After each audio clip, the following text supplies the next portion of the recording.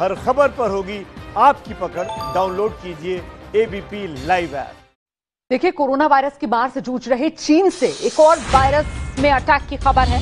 चीन के यूनान प्रांत में हंता नाम के वायरस से एक व्यक्ति की मौत हुई है। पीड़ित व्यक्ति काम करने के लिए बस से शेडोंग प्रांत लौट रहा था। उसे हंता वायरस से पॉजिटिव पाया गया। चीन के सरकारी समाचार पत्र ग्लोबल टाइम्स की इस घटना की जानकारी देने के बाद सोशल मीडिया पर तो बवाल मचा हुआ है।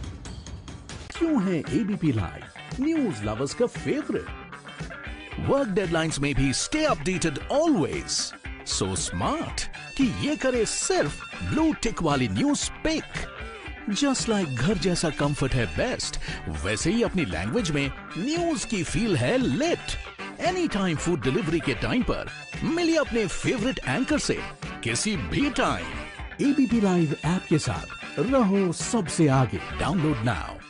मैं शेखर कपूर लेके आ रहा हूं प्रधानमंत्री सीरीज 2 शनिवार रात 10 बजे।